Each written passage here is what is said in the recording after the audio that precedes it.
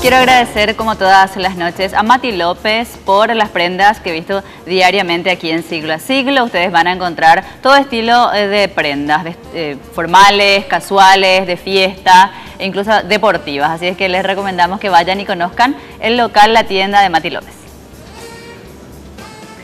Tengo un anuncio más, Oscar. Nosotros estamos en el mes del padre y por eso Chacomer va a premiar a los papás. Así es que esta bicicleta fabulosa de Caloi es el premio. La gente puede enviar desde ayer, estamos recepcionando ya los mensajes. Lo que sí les pedimos es que nos dejen el nombre y el número de cédula de la persona que va a retirar el premio para que nosotros le podamos. Y queremos saber exactamente desde qué localidad del país nos están escribiendo. Entonces, nombre, número de cédula y desde qué ciudad nos escriben. Con esos 3 requisitos ya participan del sorteo. Saludamos a nuestro invitado, el señor ministro de Hacienda, Manuel Ferreira Bruschetti. Buenas noches, bienvenido. Gracias por estar con nosotros, ministro. Buenas noches, Oscar. Buenas noches, Mariana. Y un saludo a la teleaudiencia. Buenas noches, ministro. Quiero leer parte de su formación, Leamos, Oscar, parte del currículum del ministro. Es PhD en Economía por la Universidad de Massachusetts de Amherst. Quiero ver si pronuncié bien, Estados Unidos. También tiene 2 maestrías, una en la Universidad de Essex, Inglaterra, y otra maestría en la misma Universidad de Massachusetts en Estados Unidos. Es graduado en Economía en la Universidad Católica de Nuestra Señora de la Asunción.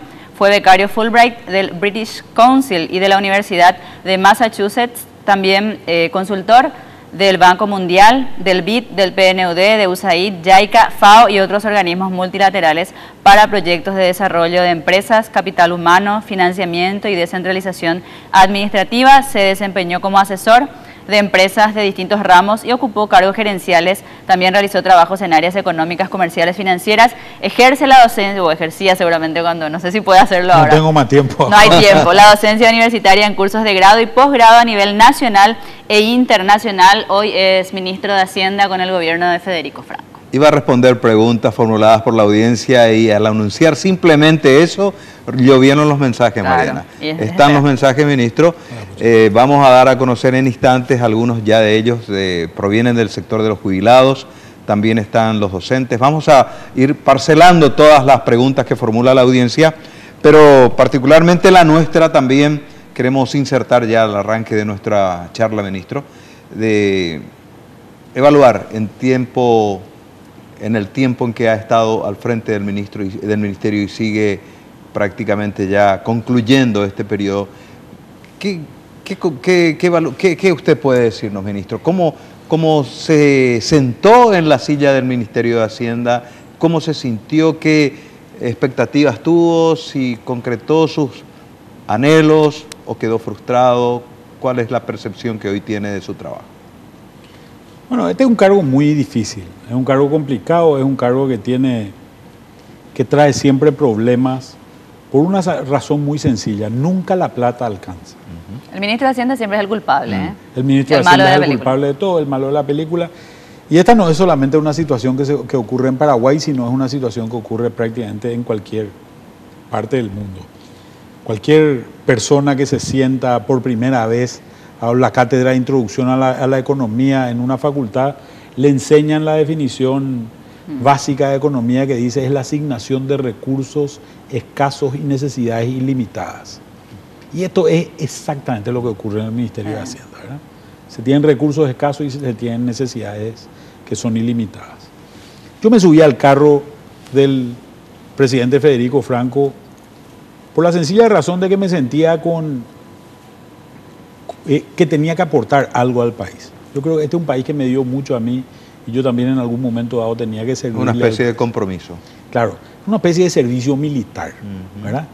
Que en algún momento dado uno tiene que cumplir, ¿verdad? Entonces tenía la ventaja que sabía que iba a durar poco, ¿verdad? Que era un tiempo relativamente corto. Y por otro lado, creo que en los momentos de cambio que vivimos a nivel político, a nivel socioeconómico, que vivíamos en junio del año pasado, se cuando se producen estos procesos históricos hay posibilidades de hacer cosas que tal vez en otros momentos históricos es muy complicado de hacer. Y creo que a partir de ahí pudimos construir una serie de cosas. Nosotros tuvimos la suerte de aprobar en este periodo la ley del impuesto a la renta personal, que tanto peleó el ministro Borda en su momento, que realmente fue un gran mérito llevarla en 2 gobiernos. Llevarla a este nivel. Hemos conseguido la primera emisión de bonos del Paraguay, lo cual creo que ha sido una etapa o un hito importantísimo en la economía del Paraguay, porque es la primera vez que salimos a los mercados internacionales y creo que se ha hecho un trabajo tan bueno, no solamente en el Ministerio de Hacienda, sino también en el Banco Central, que ha permitido que Paraguay sea el país que en su emisión inaugural sea el país que más baja tasa ha conseguido en la historia de los mercados financieros internacionales. ¿Se puede dar una definición con términos menos técnicos de qué es estar en la bolsa y qué significa bonos particularmente, para entrar un poco a desglosar eso que usted está mencionando como un logro del gobierno de Federico Franco? Un bono es un pagaré, es sencillamente un pagaré, es un instrumento a través del cual yo, Estado paraguayo, me comprometo a pagar en un cierto plazo determinado la suma pactada que hemos conseguido bajo las condiciones establecidas por las leyes de Nueva York. Pero tiene una cuestión adicional que es muy importante que la gente entienda. Cuando un inversionista está sentado y tiene una plata que quiere invertir, normalmente estos son fondos de pensión gigantescos o son administradores de activos de gente que tiene dinero y dice, quiero invertir, estoy buscando alguna inversión determinada. Me hablaron de Paraguay. Hasta el 18 de enero del 2013, ese inversor buscaba en internet y decía Paraguay y no le aparecía nada. Entonces era como que Paraguay no exista en los mercados internacionales. ¿Qué es lo que empieza a ocurrir a partir de ahora? Vos te fijás que los diarios están publicando todos los días, están publicando la cotización de nuestro bono. Entonces hoy ya se sabe cuánto es lo que Paraguay está dispuesto o cuánto es el riesgo percibido de Paraguay a partir de su tasa. Acordate que nosotros salimos a 4,625 en aquel momento, por ciento, ¿verdad? De tasa a pagar anualmente. ¿Cuánto está pagando Argentina hoy? Hoy está pagando 13%, o arriba de 13% incluso. ¿Qué quiere decir esto? Que la percepción de los mercados internacionales sobre Paraguay es muchísimo mejor que la de Argentina, ¿verdad? La gente se siente mucho más segura poniendo su capital acá que poniéndolo en la Argentina hoy. Sin embargo, eso era un desconocimiento absoluto antes de nuestra emisión. No teníamos forma de probarlo. No teníamos forma de probarlo. Entonces, ¿qué es lo que ocurre? Normalmente la tasa que consigue un banco, que consigue una empresa privada, es una tasa que está vinculada al riesgo que genera el Estado. El riesgo que genera el Estado era desconocido anteriormente. Hoy es un riesgo conocido. Hoy sabemos que el Estado genera un riesgo de 4,625 y que va oscilando y cambiando todos los días. A veces aquellos números que referían a un riesgo país que teníamos hace 4 o 5 años, ¿a qué referían, ministro? Nosotros no teníamos riesgo país. Habían empresas que nos testeaban y sacaban ciertos números. Lo que había era una calificación país hecha por las 3 grandes calificadoras de riesgo, que eran Standard & Poor's, Moody's y Fitch. Sí. Pero esas son calificaciones que tienen un número determinado, pero nadie nos podía decir cuánto yo puedo esperar de retorno al invertir. O sea, no tenían los elementos que hoy se les da como para calificar. No solamente ellos, sino un inversionista cualquiera, ¿verdad? Esa es la opinión de una empresa calificadora, pero no tiene necesariamente que ser el precio que yo estoy dispuesto a pagar por ese papel, ¿verdad? Hoy estamos posicionados seguramente en una segunda línea de países en América Latina. Existen los países que son grado de inversión, que son los países que han superado un nivel determinado en esa calificación. Paraguay todavía tiene que avanzar, estamos a 3 niveles de grado de inversión, estamos en una segunda línea y estamos muy lejos de otros países con economías mucho más complicadas. El caso concreto de la Argentina. Seguro. ¿Cuáles serían, siguiendo con el tema de los bonos, digamos, cuáles serían los primeros resultados que podríamos ver? ¿Serían esas inversiones o cuáles serían los resultados de la inversión en los bonos, ministro? Bueno, lo primero que se nota en este tipo de cosas es como que vos estuvieses haciendo marketing, ¿verdad? Es como la ropa que llevas puesta y el peinado que tenés, ¿verdad? En el programa que le permite a esa empresa determinada mostrarse, ¿verdad? Exactamente lo mismo a nosotros nos pasa con los bonos. Nos permitió mostrarnos. Plantamos una bandera en los mercados internacionales y dijimos, acá está Paraguay.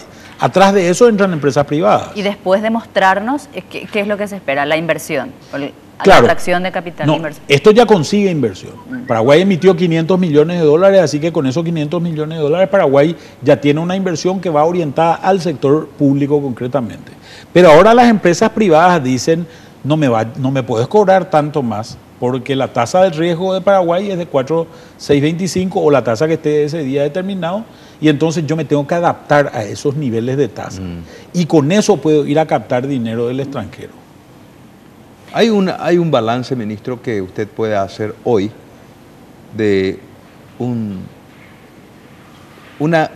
posicionamiento de Paraguay comparado con el periodo del presidente Nicanor Duarte Frutos, del 2003 al 2008, y porque usted maneja las estadísticas y los números también, como economista, usted manejó los números en los gobiernos anteriores.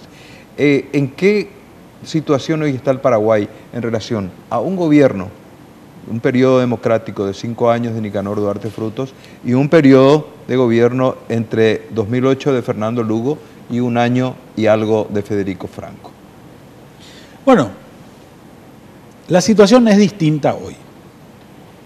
Cuando Nicanor Duarte Frutos asumía en el año 2003, la situación del fisco era calamitosa.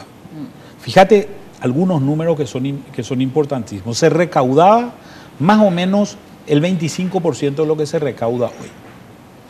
Un tema. Un segundo tema. Alrededor del 50% de todo lo que se recaudaba se usaba para pagar deuda. Porque la recaudación era muy pequeña, no tanto porque la deuda era muy grande. Entonces, la situación era muy complicada. Estábamos a punto de entrar en un default, ¿verdad? Habíamos entrado ya en un default. Yo no sé si ustedes se acuerdan los bonos a las empresas constructoras, que cuando al final del gobierno de González Macri y al comienzo del gobierno de Nicanor, y durante la primera gestión del ministro Borda, lo que se hizo fue se reestructuró esa deuda que no se venía pagando anteriormente, ¿verdad? Eran bonos que se habían emitido para pagarle a las empresas constructoras y no se les pagaron esos bonos, ¿verdad? Entonces, en ese momento se empezó a reestructurar toda esta situación y ahí surgen un montón de cosas que son muy importantes. Primero se empieza un periodo de estabilidad fiscal. El Banco Central también empieza un periodo. El Banco Central que en general ha sido muy estable a lo largo de todo el tiempo y sus bases han sido estables en general, no así el Ministerio de Hacienda. Se empieza a estructurar, se empiezan a poner personas técnicas. Yo le puedo decir quiénes fueron los ministros en esa época. Fue Borda, después fue Bergen, después fue Barreto, después volvió a ser Borda hasta que yo asumí el ministerio el año pasado. Este más o menos fue el grupo de gente que asumió el ministerio y básicamente se intentó mantener la estabilidad. Se cambió la ley tributaria. Ustedes se acuerdan que se cambió la ley tributaria, la famosa ley de adecuación fiscal del año 2004. Se cambia, modifica todo lo que es la banca de segundo piso y aparece la Agencia Financiera de Desarrollo, la AFD, en el año 2003 también. Se estabiliza el Banco Nacional de Fomento. Claro, se estabiliza el Banco Nacional de Fomento, donde Germán Rojas, hoy miembro del equipo de transición, hizo una excelente tarea en aquel momento, inició una excelente tarea en aquel momento. Entonces, todo esto va generando una estabilidad. ¿Qué es lo que nos permite a nosotros esta estabilidad a lo largo de más o menos 10 años? Nos permite a nosotros poder pensar más allá de eso. Claro. Por eso hacíamos esta referencia, ministro, de los 10 años pasados, porque usted nos decía de que tenemos que mirar también los 10 años venideros.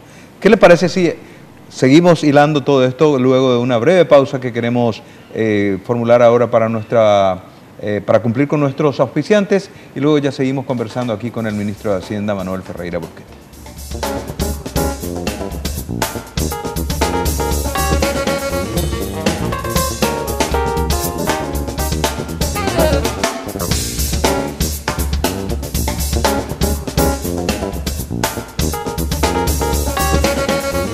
Gracias a Silday por los muebles que tenemos en Siglo a Siglo. Son muebles de excelente calidad, confortables. Nosotros los utilizamos y lo comprobamos, por supuesto, a diario. También les recomendamos que den una vuelta. La dirección tienen en pantalla. Pueden nada más llegar hasta allí y hacer las consultas pertinentes de acuerdo al local que quieran amoblar. Puede ser un local comercial, una oficina. Silday. Estamos en compañía del ministro de Hacienda, Manuel Ferreira. Yo quiero dar paso a algunos mensajes que llegaron, ministro. Del sector jubilado viene un pedido muy especial. Prácticamente hablan de un secuestro, dice, de 11 años, que para muchos de nosotros es vida o muerte, de nuestros pagos. Por favor, señor ministro, como jubilado bancario, le imploro que nos responda si lo que confiscaron durante 11 años para muchos de nosotros es de vida o muerte, tendremos nuevamente la oportunidad de recibirlos. Ministro, usted habla del presupuesto aprobado, que es superior al ingreso. Ingresos son superiores a lo que se ejecuta. ¿Por qué entonces no hay plata para pagar? Que no se le ocurra depreciar nuestro dinero, ministro, y nos deja el perro muerto, dice este mensaje. Muchos mensajes también hacen referencia, ministro, a la excelente gestión que ha cumplido durante este tiempo, en donde la economía, dice, nos restablecieron el Banco Central del Paraguay y el Ministerio de Hacienda. Justamente de eso estábamos hablando. Algunos mensajes no llegan muy bien, en forma muy concreta, vienen cifrados, pero entendemos a veces de que las personas quieren saber de parte suya.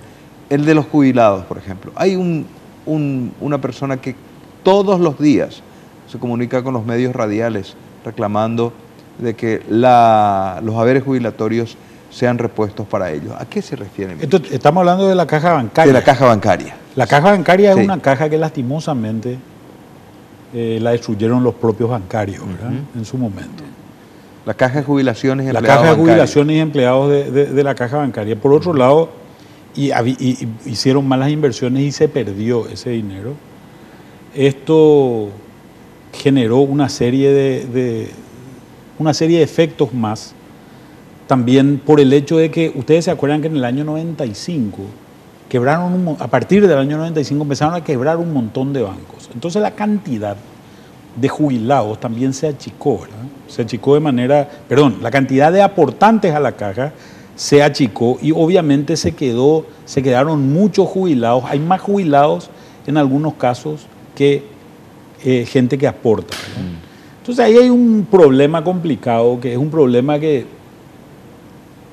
se resolvió a partir de una ley. Yo personalmente no estoy de acuerdo mucho con la ley.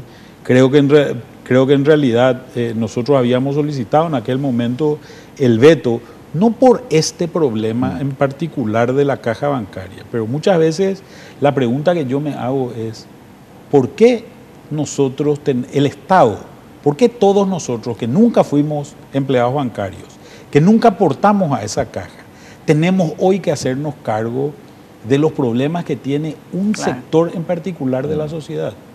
Un sector en particular de la sociedad que ha manejado mal su dinero, ¿verdad?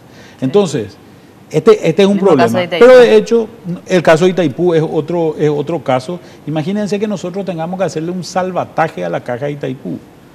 Y el problema es que estamos dando una señal de que en realidad acá se pueden cometer tranquilamente todos los errores o las faltas que uno quiera. Total, después está papá Estado que te salva de todo eso en su momento final. Entonces, pero hay una ley y nosotros estamos trabajando en el cumplimiento de esa ley. Qué bueno. Está entonces respondida esta pregunta. Tenemos varios mensajes, vamos a dar cabida en un ratito a varios de ellos que llegan también a través de las redes sociales.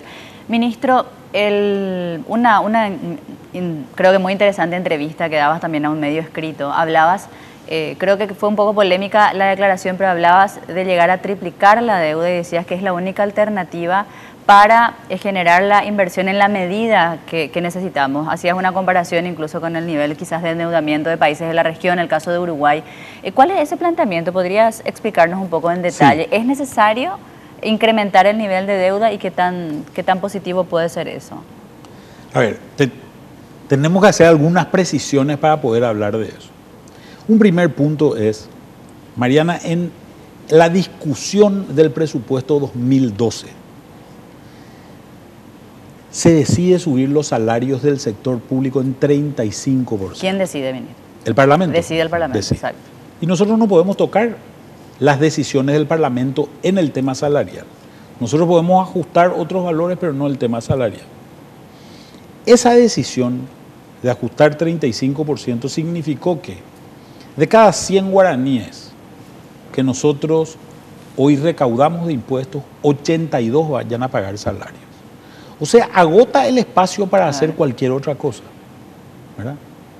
Y entre paréntesis, sé que vas a continuar tu análisis, pero ese es un paréntesis muy importante que la sociedad entienda también el proceso de aprobación del presupuesto, porque allí la responsabilidad política, que es digna de otro análisis, es del Parlamento, que se cree con la libertad de inventar fuentes de ingresos y otras cosas. No, es que tiene la libertad de hacerlo. Tiene la libertad de hacerlo. El Parlamento tiene el derecho constitucional de poder aumentar los gastos y los ingresos a su libre albedrío, ¿verdad? Sí. Este es un problema que nos estamos planteando, ¿verdad? Entonces, sigamos con él. Tenemos poca plata que nos sobra.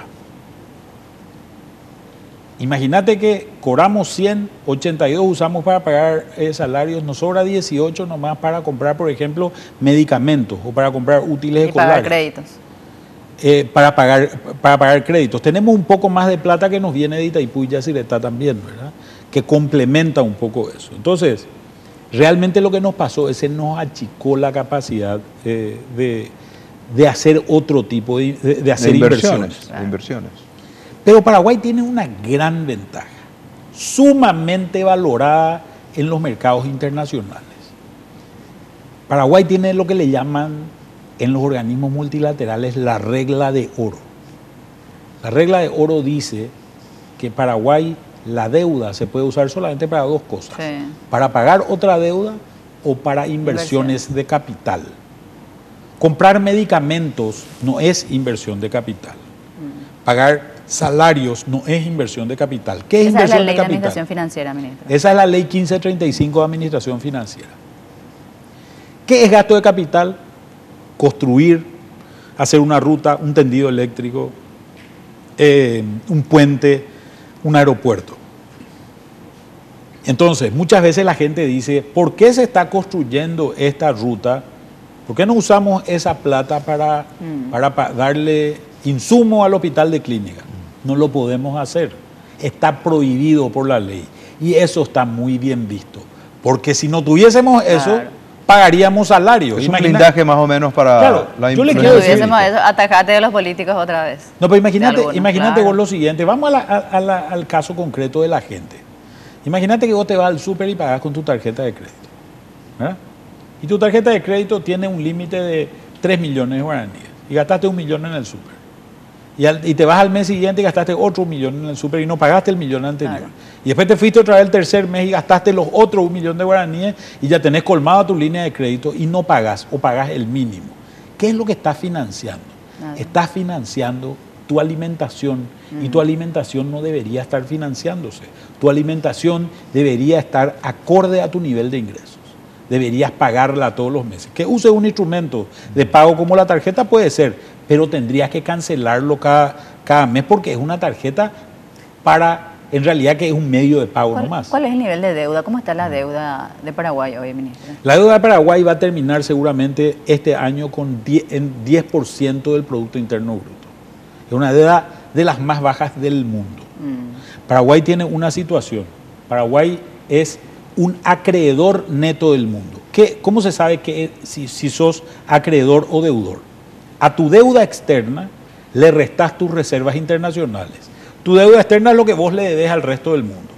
Tus reservas internacionales es lo que el resto del mundo te debe a vos, ¿verdad? Nosotros tenemos alrededor de más o menos 2.800 millones de deuda externa y tenemos alrededor de 5.800 millones de reservas internacionales en el Banco Central. La diferencia entre las dos te da un número que es negativo. O sea, el mundo nos debe plata a nosotros.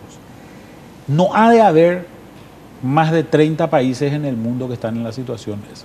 Normalmente los países son deudores del mundo. Y en medio de eso, ministro, surgen preguntas y en cierto modo algunas de ellas que merecen la respuesta de sus autoridades, en este caso la suya. ¿Por qué tienen como jefe de gabinete a un militar retirado con un salario de 19 millones, habiendo tantos funcionarios capacitados también para el cargo? Nosotros damos lectura a este mensaje porque entendemos que la persona está teniendo realmente una información cierta. ¿Usted se encargaría de desmentir o no? No, el general Ramón Brozón, un excelente profesional y una persona sumamente capacitada, es un cargo de confianza. Claro, el jefe de gabinete es un cargo discrecional. ¿Y es lógico, es justo el salario? Sí, es un salario establecido y adoptado en el presupuesto. En el presupuesto. Sí. Entonces está respondido. Ministro, dice, mi llamada es por la bicicleta. Bien recibido, bien recibido. ¿Por qué ustedes no le preguntan también sobre... ¿por qué le preguntan solo temas de bancos y no del Ministerio de Hacienda? Tenemos temas del Ministerio de Hacienda, por ejemplo, lo que usted manifestó hoy, de que no hay ninguna posibilidad de evaluar el guaraní, por ejemplo. Esto ya se refiere exclusivamente... Pero ese es un tema de banco, no es del Ministerio de Hacienda, justamente. Pero usted hizo referencia a esto, ministro, ¿o se entendió mal? No, lo que yo dije es lo siguiente. El tipo de cambio es un precio. El precio se ajusta por la oferta y la demanda. ¿Qué es lo que nos va a ocurrir a nosotros? Existe un exceso de demanda de dólares de los argentinos. ¿Por qué? Porque yo llevo un dólar allá y lo cambio a la Argentina a 10. Sí. Cuando que si recibo un giro bancario de ese mismo dólar, lo cambio a 5. O sea, vale el doble llevar un billete. Entonces la gente... Hay gente que está entrando hoy a Paraguay, agarra un cajero automático, mete su tarjeta de crédito, su tarjeta de débito y saca todo el dinero que puede, lo lleva a la Argentina y gana el doble haciendo esto. Una persona con mochila llegó a una casa de cambios hace 15 días aproximadamente para comprar $30.000 con pesos argentinos. ¿Cuál es el negocio de eso, ministro? Que yo llevo esos dólares, los cambio en lo que se llama una cueva en Argentina, que es la casa de cambio clandestina, prohibida por el gobierno, y en esos pesos me los convirtieron a un tipo de cambio que es de 10 casi. No, el ciudadano traía pesos. Compró de una casa de cambios acá en Asunción $30.000 con peso argentino. Claro, por eso, si él quería comprar eso mismo, vamos a suponer que está más o menos a 500 acá, ¿verdad? Por decir algún número más o menos. Entonces, $30.000 serían alrededor de 1.500.000 pesos, ¿verdad? Seguro. Que es lo que, si no me equivoco, el cálculo, ¿verdad? O 15 millones de pesos. Bueno, ese es el número más o menos que él terminó cambiando. Con esos 15 millones de pesos, él no iba a conseguir $30.000 en Argentina, iba a conseguir 15.000 nomás. Claro. Y además no le iban a dejar cambiar ese dinero porque no está porque te exigen un montón de documentación para hacer el tipo de cambio. ¿Incidió eso en estos últimos tiempos para el aumento del dólar en Paraguay? Absolutamente.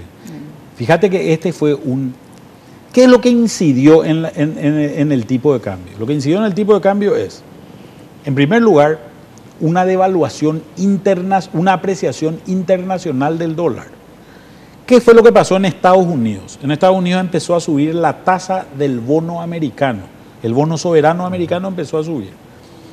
Y en la percepción de riesgo hay mucha gente que dice, entre estar en este país que no conozco mucho y estar en Estados Unidos, que es un país que es muy seguro, que da garantía, y me está pagando más tasa, prefiero irme a Estados Unidos. Entonces, cuando la tasa en Estados Unidos sube y se mejora la situación económica, que es lo que está ocurriendo hoy, actúa como una aspiradora de dólares de todo el mundo. Y empiezan a subir las monedas, se achica la cantidad de dólares y empiezan a subir los dólares en todo el mundo. Y ahí el Banco Central acá tiene que sacar dólares al mercado. Sí, pero convengamos una cosa. Paraguay es un país demasiado pequeño en el mundo como para poder modificar el tipo de cambio. Pero para nuestro cambio local acá hay... Pero lo puede modificar hasta cierto punto, es mínimo lo que puede hacer el Banco Central. Lo que hace el Banco Central es suaviza las tendencias, hace que las cosas no sean muy bruscas. Muy de golpe. Pero cuando hay una tendencia mundial, en una economía abierta como Paraguay pasa, y esto es lo que yo estaba explicando. Lo mismo pasa cuando entran los argentinos y nos llevan todos los dólares efectivos porque allá se cambia mejor. Y eso lo que hace es genera una presión también sobre el tipo de cambio. Yo lo que dije en esta entrevista, que lastimosamente el periodista entendió mal lo que yo quise decir. Lo que yo dije es, el tipo de cambio se va a ajustar a los niveles de oferta y demanda que hay.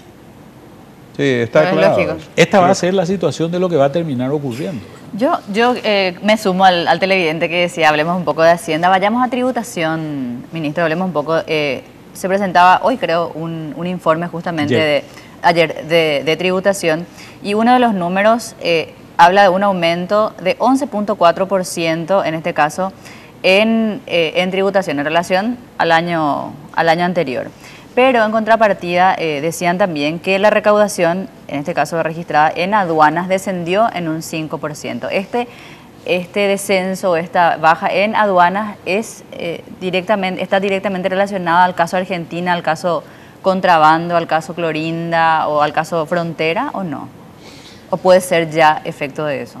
Sí, ese es un impacto. El contrabando tiene mucho impacto sobre lo que nosotros estamos haciendo. Hoy todos sabemos, hay situaciones bastante complicadas, ¿verdad?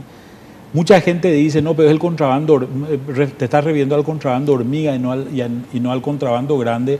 Pero lo que pasa es que ya no hay tampoco solamente contrabando hormiga de Clorinda. Por ejemplo, una marca de vinos que se vende, que tiene un distribuidor exclusivo en Paraguay, está vendiendo 70.000 cajas en Asunción y se venden 120.000 cajas de esa misma marca en Clorinda. Siendo Clorinda una población que es un barrio de Asunción, básicamente, ¿verdad? Entonces, ese es teóricamente el contrabando hormiga, que ya no es tan hormiga, ¿verdad? Y hoy todos sabemos que hay números de teléfono a los cuales uno puede llamar y te traen la mercadería en la puerta de tu casa. Delivery. Te hacen delivery, ¿verdad? Entonces, en realidad, los volúmenes que se están haciendo son volúmenes ya importantes en estos términos. Pero es esta diferencia cambiaria la que nos está afectando de manera muy grave. Fíjate que en el caso de esta empresa importadora de vinos, ellos le pagan con un giro bancario al productor de esos vinos en la Argentina, pero ese precio al cual le pagan, ese productor, esa fábrica, lo que hace es lo termina cambiando a un dólar oficial, o sea, 5 pesos. Sin embargo, si él le vende a su proveedor, a su distribuidor en Clorinda, ese distribuidor en Clorinda consigue a 10 los dólares paraguayos y le está dispuesto a pagarle más a ese productor por la misma mercadería, por exactamente la misma mercadería. Entonces, esta es una complicación seria que se da por este diferencial de cambio. ¿Y cuáles podrían ser esas políticas, ministro? Usted hablaba de políticas proteccionistas, probablemente en términos, en un término así casi doctrinario, pero ¿cuáles podrían ser medidas que pueda adoptar o ya el próximo gobierno? Porque este fenómeno tiende a seguir, es decir, no va a acabar pronto la devaluación. Yo no estoy hablando de medidas proteccionistas. La palabra proteccionismo tiene connotaciones que no son las connotaciones que son las que yo quiero decir. Sino, creo que hay cosas que tenemos que empezar a pensar y me parece que es importante hacer un debate sobre esto, María. A ver, nosotros tenemos 1 millón de paraguayos viviendo en Argentina. Estoy diciendo un número cualquiera. ¿Por qué se fueron gran parte de esos paraguayos? Buscando, no sé si trabajo, buscando seguridad social, sí, buscando salud, buscando educación, buscando una vivienda. Entonces, ¿qué es lo que pasa? Gran parte de todo ese sector está financiado a través de subsidios que paga el gobierno argentino a paraguayos, a bolivianos, a gente de otras nacionalidades.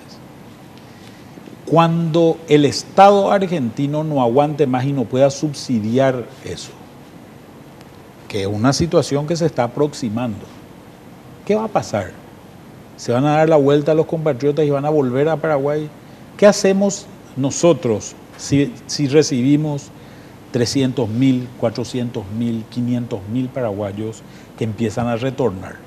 Hoy estamos teniendo problemas serios para generar empleos para alrededor de 100.000 paraguayos que entran al mercado de trabajo todos los años. Estamos generando 80, 90.000 empleos. Cuando tengamos que generar empleos para 150 o 200.000, en realidad lo que vamos a tener es un montón de problemas en el país. Este es un tipo de problema que hay que empezar a pensarlo. ¿Por qué? Porque hoy creemos que Argentina, que lo que estamos viviendo es el final de la crisis argentina. Lo que estamos viviendo es el comienzo de la crisis argentina.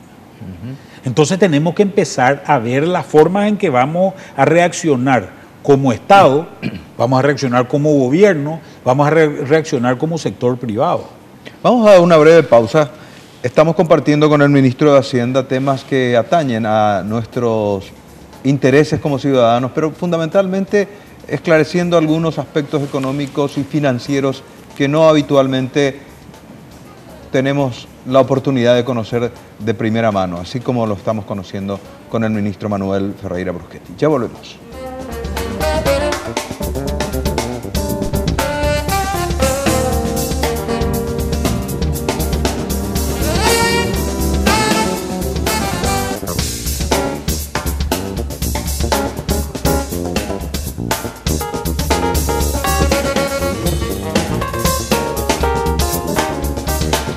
Quiero agradecer a Reflexión, Música y Libros por la recomendación también de todas las noches con un título distinto. Ate su burro a la vida. Negocios con propósito es la propuesta de Peter Briscoe. Lo vas a encontrar en Reflexión, Música y Libros, que está en Eusebio Ayala, casi República Argentina. Un libro adecuado al tema también, en realidad habla de emprendedurismo y de negocios, porque Reflexión, Música y Libros tiene diferentes títulos, diferentes temas para que puedas cultivarte internamente también. Muchas gracias a ellos.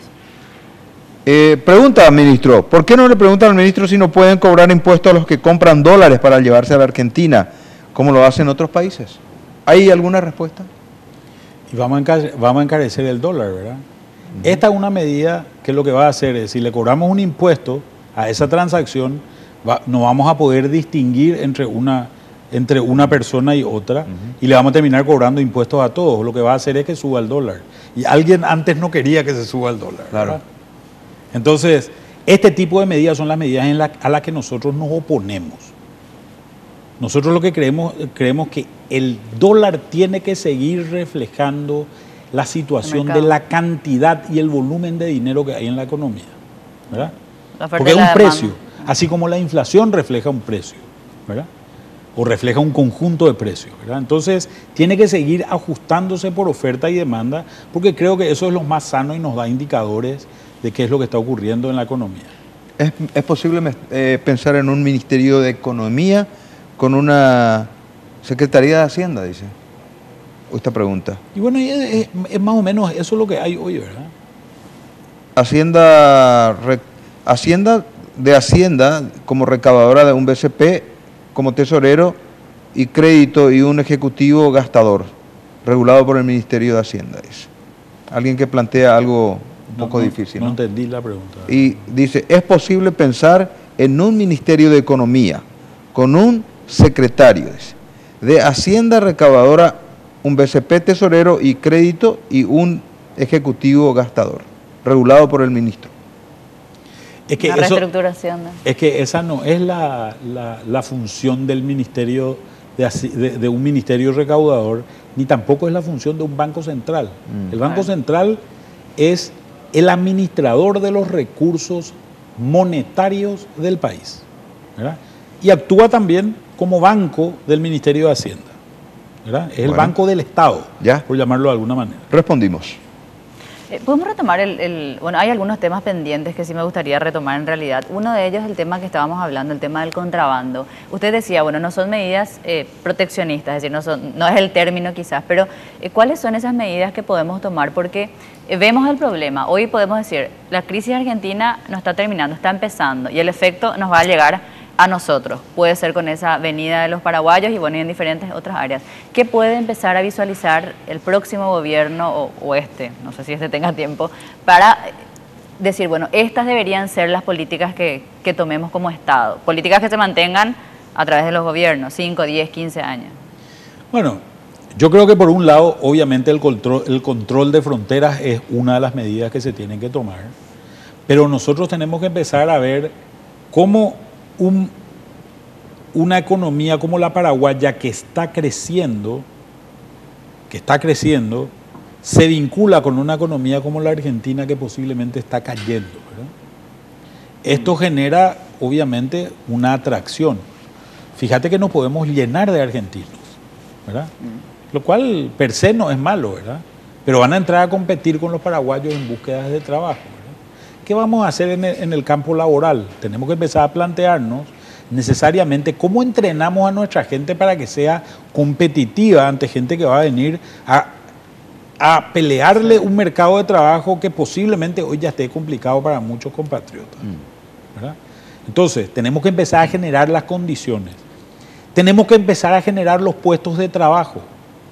Los puestos de trabajo, yo te decía en un momento dado, la emisión internacional que nosotros hicimos fue una emisión que la hicimos para poder atraer de última inversionistas que se interesen en este país. Tenemos que seguir esa tarea de atracción, de que se instalen fábricas, de que se instalen empresas, donde tenemos ventajas comparativas fabulosas con relación a otros países. En temas tributarios tenemos ventajas comparativas, en temas de seguridad social tenemos ventajas comparativas tremendas. Somos uno de los países con mayor producción de electricidad del mundo. Si invertimos en nuestra red eléctrica, vamos a poner esa electricidad disponible para que las empresas puedan hacer la inversión que tienen que hacer, ¿verdad? Que hoy posiblemente una de esas empresas no pueda tener acceso a la electricidad o se le corte permanentemente la luz, que son problemas que sabemos que ocurren en muchos casos.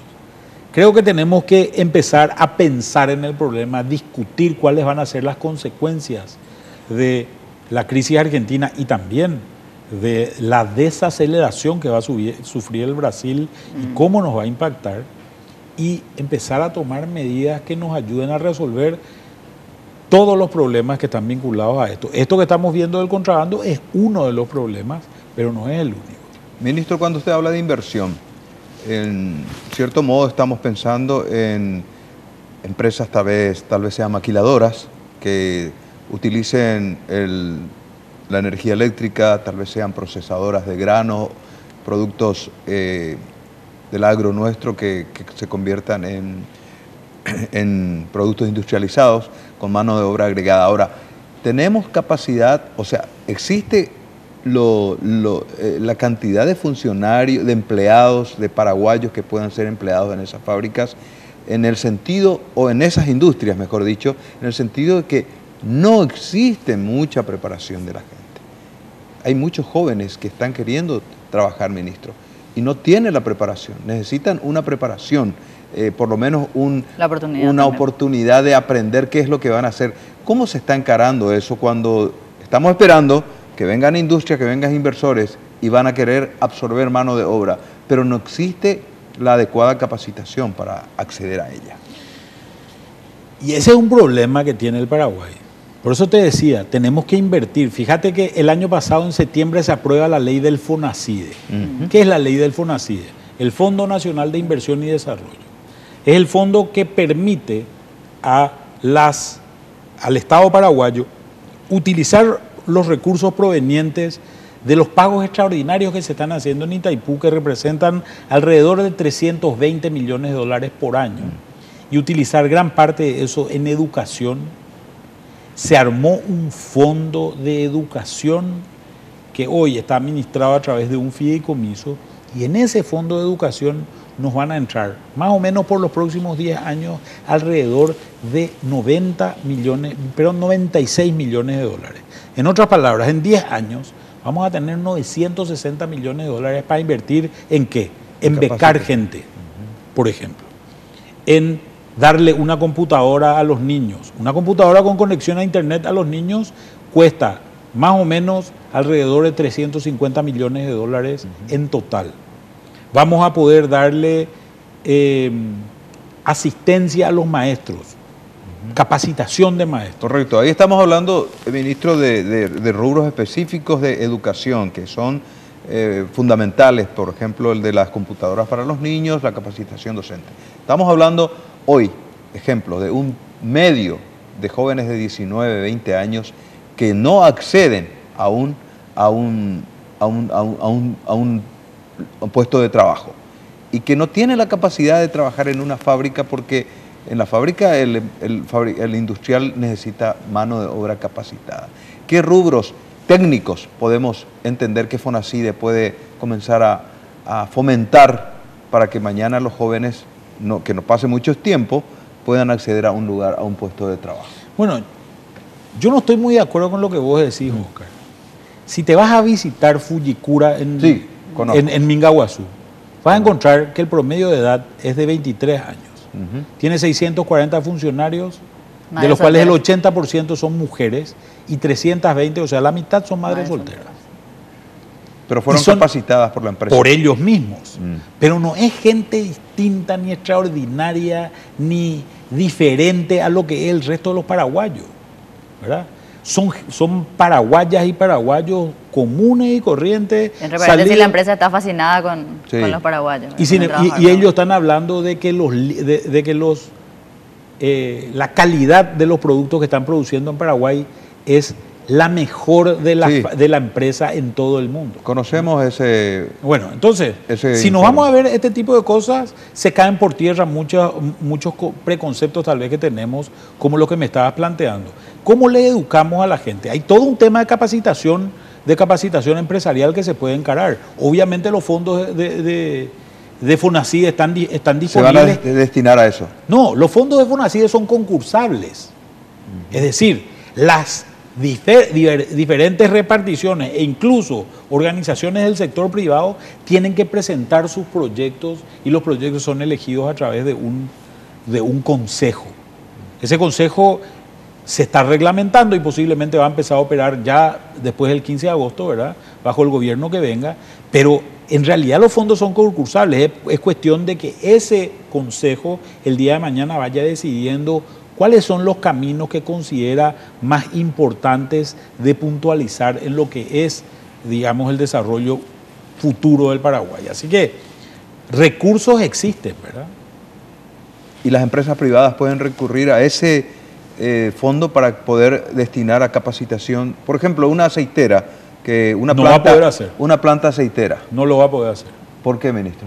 Porque esos fondos son concursables a través de programas que son transversales a todas las instituciones, ¿verdad? Entonces, el Estado, por ejemplo, a través del Ministerio de Justicia y Trabajo, a través del SNPP, o cual sea que es la institución que se va a utilizar en el gobierno, esa institución particular lo que va a poder hacer va a poder decir, bueno, yo quiero capacitar a gente, por ejemplo, en manejar maquinaria pesada, o quiero capacitar obreros industriales, ¿verdad? Allí sí puede acceder a claro, pero va a ser una cuestión transversal, no va a ser de una empresa. En realidad nosotros tenemos que plantearnos todo el tema de capacitación laboral como un tema a ser muy discutido también. Por eso planteaba, ministro, porque en cierto modo no está muy claro todo aún lo que puede significar los fondos de FONACIDE cuando hablamos de que existen tantos recursos. Usted me está hablando de millones de dólares, pero ¿quién accede a esos recursos para capacitar? A eso se refería mi pregunta, ¿verdad? Claro, el asunto es que se presentan proyectos y esos proyectos son concursables. Esta es una ley, ¿verdad? Esta no es una propuesta del Ministerio de Hacienda. ¿Y tiene amplia difusión eso, ministro? Claro que tiene amplia difusión. Yo creo que se ha hablado muchísimo de este tema. Además, la gente que esté interesada puede encontrar la ley en internet. Es cuestión de escribir FONACIDE y se encuentra la ley en su totalidad y la reglamentación también. Correcto. Está difundida y en realidad que está siendo pretendida ya por algunos sectores también, pero hay que defender un poco el blindaje de esta ley. Tenemos los últimos dos bloques del programa y vamos a tratar de conversar con el ministro justamente de cuál es el país que entrega al gobierno de Federico Franco, cuál es el país que recibe, por ende, Horacio Cartes, y cuáles son las proyecciones, porque se habla de un crecimiento económico muy favorable para el país, cuáles son las proyecciones en ese sentido. Ya regresamos.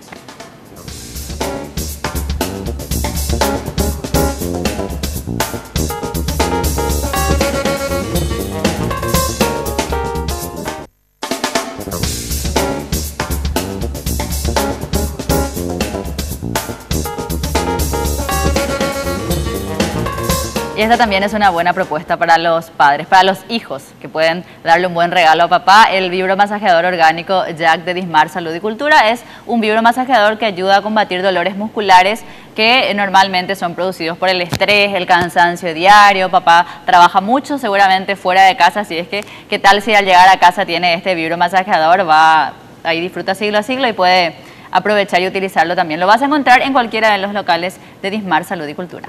Algunos mensajes no trasuntan mucho optimismo, pero son las opiniones que debemos también compartirlas. Dice, hablan de economía que crece, pero solo para algunos, porque la gran mayoría, aunque trate y trate, no alcanza.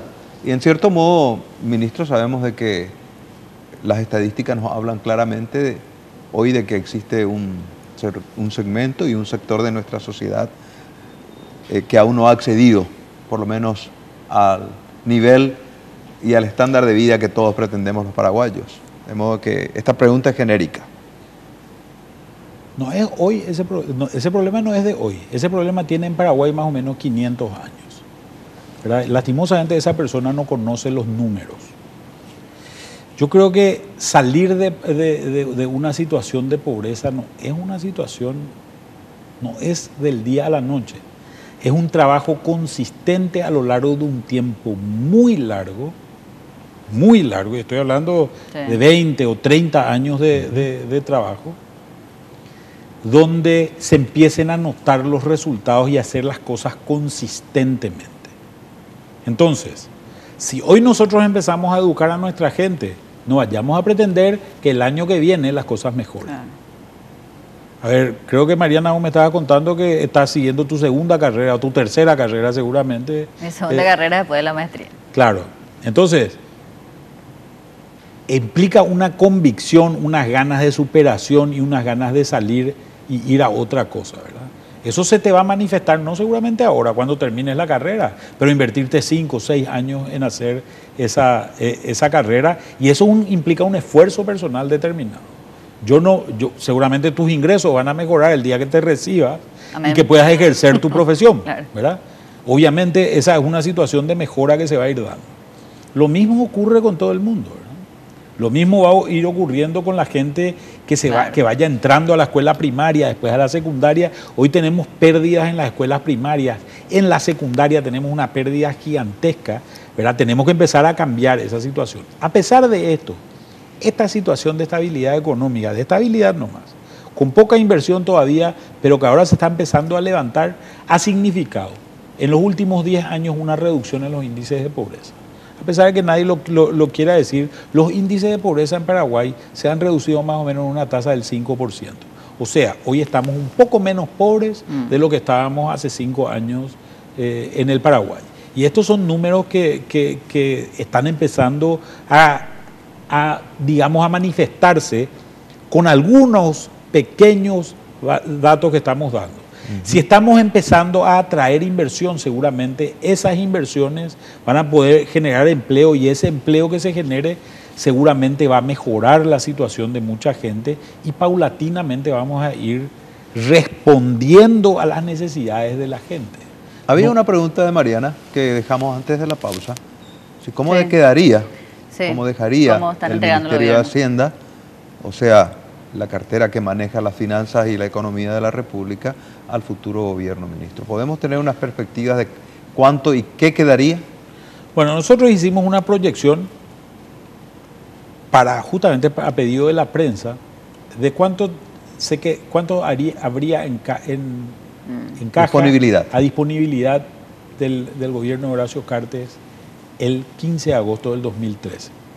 El número está más o menos en 1.776 millones de dólares, de los cuales hay más o menos 317 millones de dólares que son de libre disponibilidad para gasto corriente, y el resto son diferentes tipos de fuentes, disponibilidades o fuentes que hay.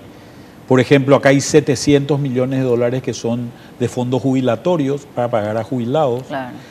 Acá está, por ejemplo, también alrededor de 700 millones de dólares de lo que le llamamos fuente 20, es decir, de aquellos recursos de créditos o de bonos que están disponibles para obra pública en general. Y bueno, esos recursos están asegurados prácticamente. Esos recursos prácticamente están asegurados. Sí. Ahora, ¿podemos hacer esta explicación, ministro, justamente de la famosa discusión de lo que hay en caja, y después sale la discusión del dinero que puede llegar a faltar o no? Se habló mucho, o por lo menos varios funcionarios de gobierno, entre ellos ministros, hablábamos del caso de Busarquis, el ministro de Senavitat, hablaban de que los fondos para pagar salarios no estaban llegando. Yo creo que es importante trasladar a la teleaudiencia la diferencia que hay entre el dinero que el gobierno recibe quizás en caja y para qué pueden ser utilizados, porque uno no puede sacar de esto y usar para lo otro justamente porque la ley les impide. Claro. A ver, yo quiero aclarar una cosa. El Estado paraguayo no tiene atrasos en el pago de salarios de sus funcionarios y sus contratados permanentes desde hace 10 años. 10 años. Cualquier atraso que existe son casos puntuales. ¿Cuáles son los casos puntuales? El caso del policlínico policial. Ustedes saben que el único funcionario público que puede tener más de un trabajo es el médico. Claro. El docente público. Creo que el docente también puede tener. Entonces el médico son los médicos y docentes. ¿Qué pasó en el policlínico policial? No estaban completando todos sus datos para tener su tercer trabajo. O sea, estos médicos, que eran 100 más o menos, del policlínico policial, no estaban completando todos sus datos para acceder a su tercer puesto de empleo. Gente que gana bastante bien en general, ¿verdad? Entonces, trabajan en IBS, en el Ministerio de Salud y en el policlínico. O en el hospital de clínicas, etcétera, etcétera, ¿verdad? Entonces, esta es una situación muy puntual, muy particular de cosas que fueron ocurriendo. Claro, pero trasciende pues como si fuera que no se está pagando, cuando en realidad afecta, como usted decía, una institución. Claro, y son cosas puntuales. Y si vos te pones a leer los diarios de hace 10 años, vas a ver que siempre pasan este tipo de cosas, ¿verdad? Siempre pasa este tipo de cosas, que no hay el dinero, que falta, que no me pagaron, que no sé qué. Después están los personales jornaleros, por ejemplo, ¿verdad? Jornaleros, se contrató jornaleros para, por ejemplo, hacer la limpieza por el tema del dengue, ¿verdad? Eso no son salarios, son jornales. Y en realidad nosotros estamos transfiriendo el dinero y es el ministro de Salud el que decide a dónde se va a ir o no ese dinero. Es lo que se llama un ordenador de gastos en la jerga del sector público, ¿verdad?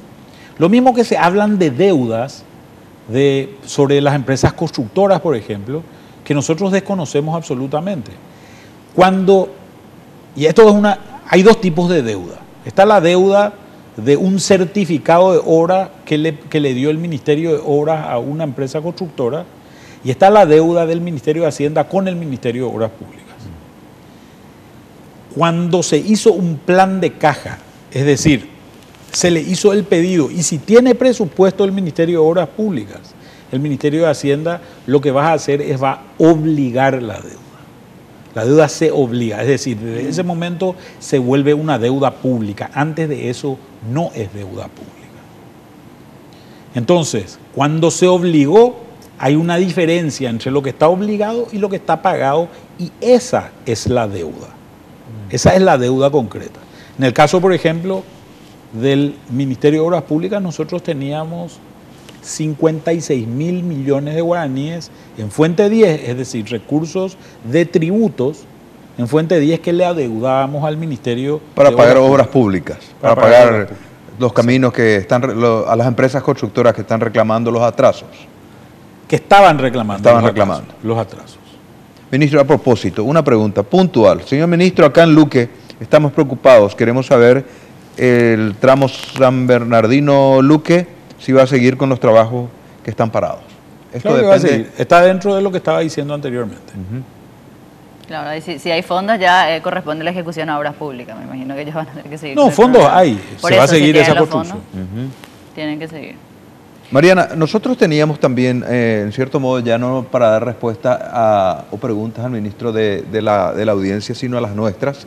Y entre ellas queríamos, ministro, conocer un detalle que después de la pausa le vamos a formular para que podamos darle realmente aclaración a una inquietud que muchas personas, cuando sabía que usted iba a venir con nosotros, nos han formulado. Quieren conocer detalles de un hecho que se registró en los últimos tiempos, previamente a las elecciones nacionales, en donde tuvo que ver una institución que está relacionada precisamente con el Ministerio de Hacienda y el Ministerio de Obras Públicas y Comunicaciones.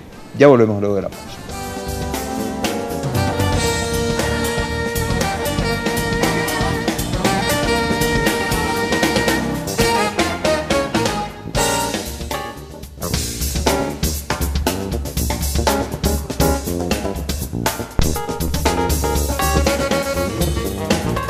Rakiura Country, observen estas imágenes de las primeras viviendas que ya están, bueno, no son las primeras en realidad, porque ya son varias y quedan algunos lotes nomás ya disponibles. Te recomendamos que vayas y conozcas este complejo habitacional. La seguridad es uno de los principales objetivos de la gran familia de Rakiura, porque ellos quieren que vos te sientas tranquilo cuando dejes a tu familia en casa, así es que es cuestión de ir y conocer Rakiura Country. Naturalmente, que lo que les importa a los paraguayos es qué es lo que va a ocurrir en nuestro país. Cuando se habla de 11% de crecimiento, algunos hablan de 12%, 13%, son números extraordinarios que nos animan a pensar de que se proyecta un Paraguay realmente promisorio y en medio de ellas la expectativa de qué ocurrirá con ese segmento de pobres que aún tenemos en el país, ministro. En todo eso, de hecho que podemos concluir en que el 2013 para adelante Paraguay tiene un camino de una senda de desarrollo esperanzador, promisorio. Nos interesa saber, ministro, ¿cómo usted le ve al Paraguay de aquí de 2013 al 2023? Así como hizo una breve reseña de lo que fue el 2003, desde el gobierno de Nicanor hasta el 2013 usted hizo unos saltos de las situaciones financieras del Paraguay. ¿Cómo ve al Paraguay 2013-2023? Yo creo que la década que arranca en el 2013 puede convertirse en la década de Paraguay. Cuando hablamos de desarrollo, en realidad hablamos de muchas cosas. Yo quiero definir, por ejemplo, yo siempre busco un ejemplo de qué es lo que yo creo que es desarrollo. Y desarrollo quiere decir que uno puede hacer realmente lo que sabe y lo que quiere hacer. A ver, ¿qué pasa si vos, Mariana, querés ser violinista? Y ustedes van a sufrir la consecuencia. No, pero vamos a suponer que vos seas muy buena como violinista. Que tenga talento suficiente. Vamos a suponer. Que tengas el talento suficiente y resulta que sos una excelente violinista. ¿Qué necesitas para que el país sea desarrollado? Que vos puedas vivir de ser violinista. ¿Qué quiere decir que puedas vivir de ser violinista? Que te puedas ir a un teatro a tocar con una orquesta y que la gente esté dispuesta a pagar para verte a vos tocar en esa orquesta. O sea, quiere decir que hay también un público lo suficientemente culturizado en estos temas para poder escucharte y con nivel adquisitivo para poder hacerlo. Implica muchas cosas. No implica solamente que yo me realice haciendo algo, no implica solamente que vos te realices siendo violinista, porque hoy un violinista en Paraguay tiene que terminar en Europa o tiene que terminar en Estados Unidos o en Buenos Aires, porque acá no tiene las condiciones para desarrollarse. Entonces, esto es desarrollo. Pero lo que nosotros tenemos que hacer para garantizar el desarrollo es primero tenemos que crecer. No hay registros en la historia económica de la humanidad de que se haya desarrollado un país sin antes haber crecido. Entonces nosotros no podemos pretender desarrollarnos distribuyendo pobreza.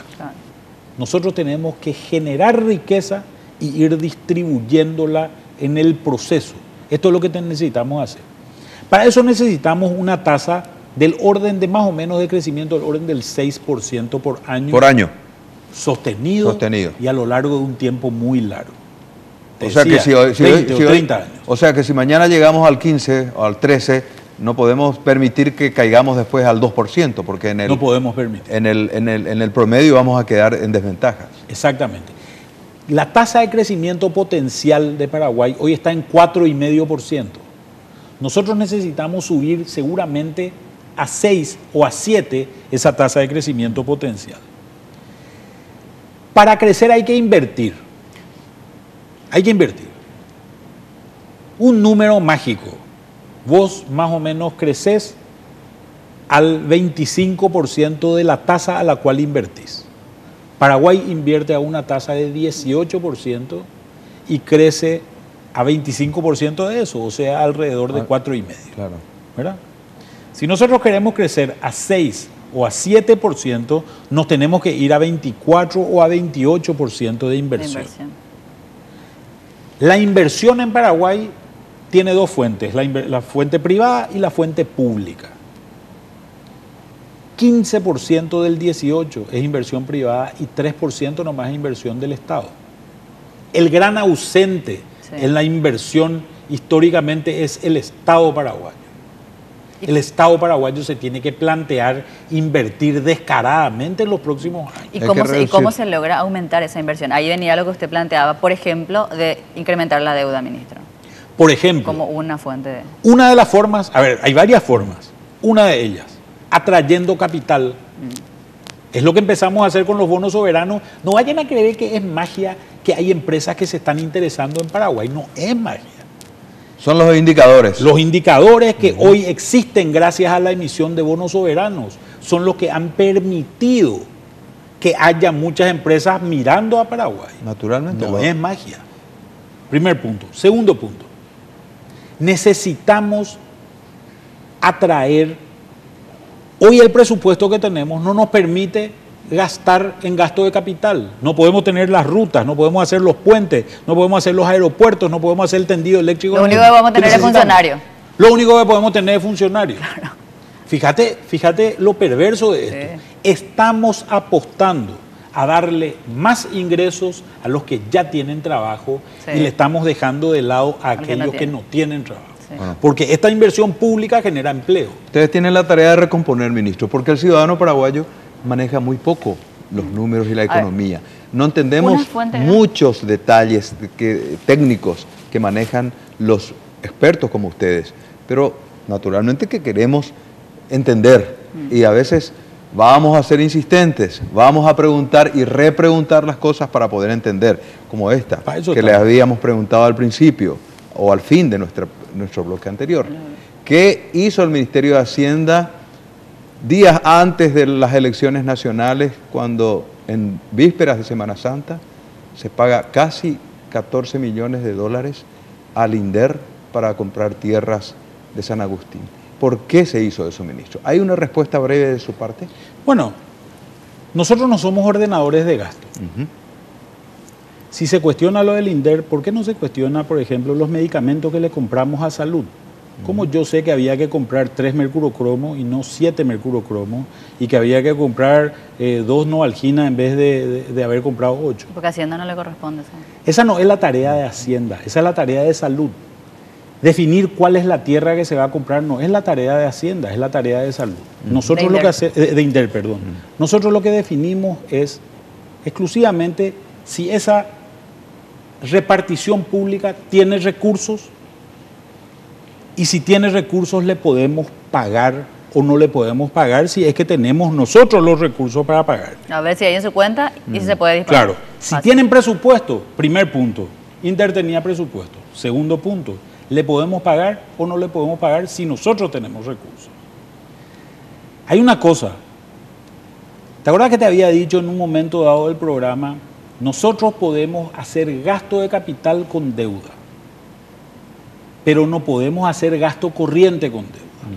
La compra de una tierra es un gasto de capital, la podíamos hacer con deuda. Entonces ahí se responde una segunda pregunta que también ya me hicieron 500 millones de veces sobre este tema, que es la pregunta de si, ¿por qué no se usó esa plata para comprar medicamentos o para ayudarle a los niños de la calle? Y otra pregunta, ¿por qué la rapidez? No, voy a responder una a una las preguntas. Esa pregunta es una pregunta puntual muy importante. Nosotros no podíamos usar esa plata de bonos para poder pagar gasto corriente, para comprar remedios o para pagar salarios, sí para comprar una tierra. Entonces no agotamos los recursos, no gastamos la plata que era para esas otras historias. Y en cuanto a ¿Por qué se hizo con la velocidad que se hizo? No se hizo con esa velocidad. El primer pedido que nosotros recibimos en el INDER, y les puedo enviar la documentación si a ustedes les interesa, es un tema medio aburrido, pero lo podemos enviar. La recibimos 12 días antes del día en que finalmente transferimos el dinero. 12 días antes. Y tenemos las pruebas, tenemos la carta del INDER donde recibimos el primer pedido de transferencia de esos fondos, ¿verdad? Entonces, naturalmente usted salió muy limpio de todo eso, ministro. El hecho de que muchos funcionarios del gobierno sí quedaron golpeados tras ese hecho, pero no es responsabilidad, como usted dice, del Ministerio de Hacienda, pero usted también, en cierto modo, en algún momento estuvo en el ojo de la tormenta porque fue su institución la que derivó los fondos para el pago. Pero ese es un hecho ya consumado y las consecuencias están a la vista. Se conocen que están imputados muchos funcionarios.